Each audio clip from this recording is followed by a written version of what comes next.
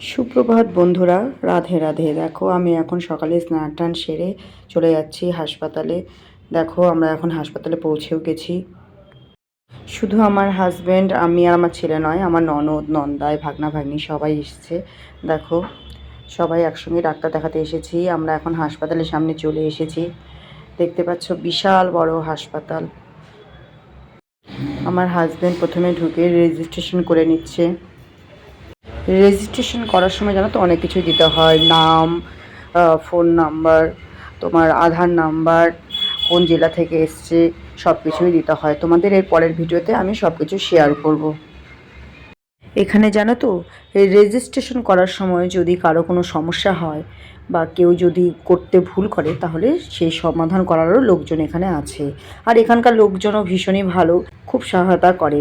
এরপরে দেখো এখানে আবার লাইনে দাঁড়িয়ে আবার রেজিস্ট্রেশন করে নিতে হবে। এখান থেকে একটি কার্ড দেয় জানো তো, আর হাতে পরার জন্য কাগজের বেল্ট দেওয়া হয়। বেল্ট না পরে ভেতরে ঢুকতে দেয় না। এক এক দিন জানো তো বেল্ট এক এক কালারের হয়। আর যা টাকা পয়সা দেওয়ার তাই এখানেই দিতে হয়। এখানে জানো তো বাচ্চাদের খেলাধুলার জন্য অনেক রকম ব্যবস্থা আছে। এখানে দেখো আমার হাজবেন্ড ছেলেকে রক্ত পরীক্ষা করতে নিয়ে গেল। ছেলেকে আগেই ডাক্তার দেখানো হয়ে গেছে, কিন্তু সে ভিডিও আমি তোমাদের সঙ্গে শেয়ার করতে পারলাম না, কারণ সে তো অ্যালাউ নেই। এখানে জানো তো প্রায় 500-র মতো সিকিউরিটি গার্ড আছে এখানে, তাই সবাইকে প্রশিক্ষণ দেওয়া হচ্ছে।